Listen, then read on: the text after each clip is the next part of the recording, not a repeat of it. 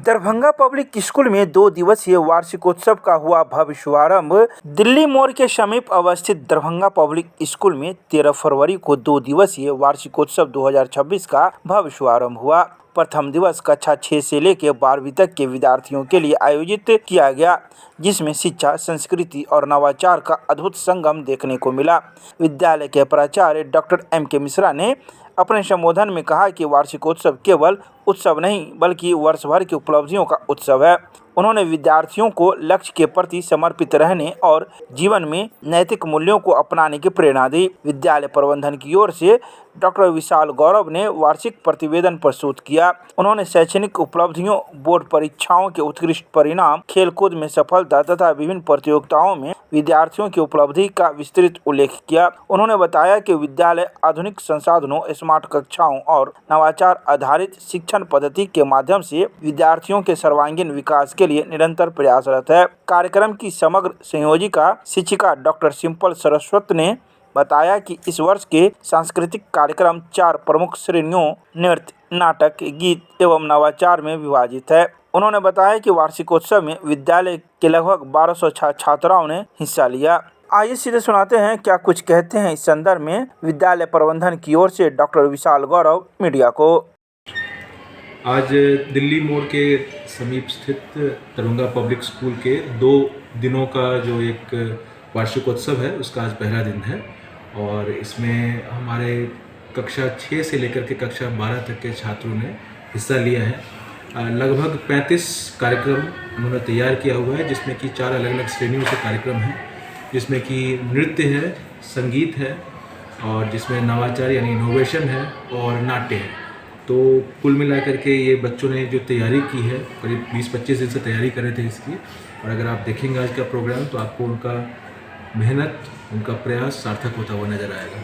Sir, जिस प्रकार से बच्चों अभिभावकों की संख्या बहुत है और ये बहुत ही हम लोगों के लिए उत्साह बढ़ाने का काम करती है, क्योंकि बच्चे जो हैं वो जब स्टेज पर होते हैं तो किसी न किसी तरीके से अपने माँ बाप को देखना चाहते हैं ऑडियंस के अंदर।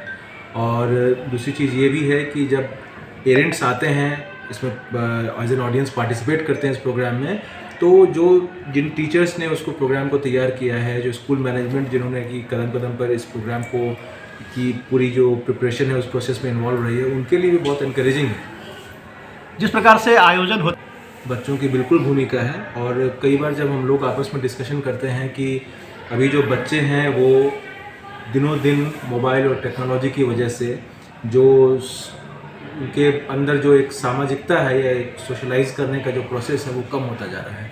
बच्चे जो है अपने अंतर्मुखी होते जा रहे हैं और एक तरह से अपनी ही दुनिया में सिमटे नज़र आते हैं। तो इसके लिए अगर हम लोग केवल ये कहेंगे एज एन एजुकेटर या एज सोसाइटी की बच्चों को ये चीज़ छोड़ देना चाहिए, तो हमको एक दूसरी लकीर खींचनी पड़ेगी सामने।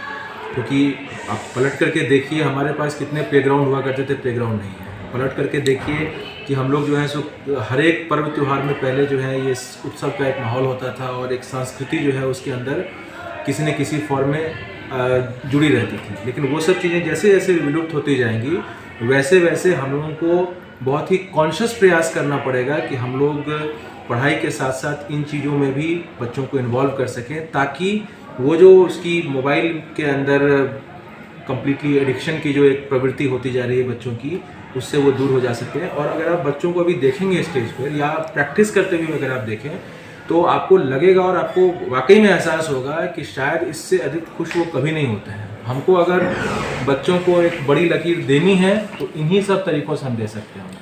शैक्षणिक संस्थान को अगर छोड़ दें, बच्चों को बिल्कुल इसकी आवश्यकता है और न केवल स्कूल बल्कि मुझे लगता है कि इसको महाविद्यालय लेवल पर या दूसरे संस्थानों के लेवल पर या प्रशासन के भी लेवल पर इन सब चीज़ों का ऑर्गेनाइज करना चाहिए। और मुझे जैसे एग्जांपल के लिए मैं कह सकता हूँ कि जैसे दिल्ली और कलकत्ता, ये 2 सिटीज़ को तो मैंने देखा हुआ है करीब से। इन दोनों शहरों में इस कल्चरल एक एटमॉस्फेयर या इकोसिस्टम है, जिसकी वजह से अगर स्कूल और कॉलेज में बच्चे इन्वॉल्व हो गए तो बहुत अच्छी बात है, नहीं तो उस शहर के अंदर भी बहुत पार्टिसिपेट करते हैं और एक पैरेलल इकोसिस्टम खड़ा हुआ है वहाँ सांस्कृतिक कार्यक्रमों का। लग रहा है सर कि इस प्रकार के जो कार्यक्रम होते हैं एनुअल फंक्शन, उसमें स्कूल प्रबंधन को भी खुलना चाहिए और ताकि बच्चे खुलकर अपना परफॉर्मेंस कर सकें। बिल्कुल मैं मानता हूँ इसको पूरी तरह से। और एनुअल फंक्शन हो या एनुअल स्पोर्ट्स हो, ये सब गतिविधियाँ जहाँ तक संभव हो स्कूलों को हर साल करनी चाहिए। क्योंकि मुझे याद है कि जब हम लोग किन्हीं कारणों से एक साल नहीं कर पाए थे एनुअल फंक्शन को, क्योंकि काफ़ी दिन तक स्कूल जनवरी महीने में बंद रह गया था और उसके बाद हमारे पास समय बहुत कम बचा था एनुअल एग्जामिनेशन के और स्कूल खुलने के बीच में, और हम लोग किसी मजबूरी से हम लोग नहीं कर पाए थे। मुझे लगा ऐसे हज़ारों बच्चों का दिल टूट गया। मतलब कितने बच्चे ऐसे थे जो रोते हुए हमारे पास जो है वो एप्लीकेशन लेकर के आए थे कि सर एनुअल फंक्शन प्लीज़ होने दीजिए। हमारी मजबूरी हो गई थी कि हमारे पास टाइम नहीं था, हमें सारा करिकुलम मीट करना था। बट उस साल हम लोगों ने एज ए सिस्टम ये रियलाइज़ किया कि भावनात्मक रूप से बच्चे कितना जुड़े होते हैं, और हम लोगों ने एक तरह से प्रण लिया था कि चाहे कोई भी चीज़ हो जाए लेकिन हम लोगों को एनुअल फंक्शन जो है वो करना ही करना है साल में। शिक्षा एक ऐसा समझिए कि स्ट्रक्चर है जिसके स्तंभ जो है, एक तरफ अगर शिक्षक हैं तो दूसरी तरफ अभिभावक हैं।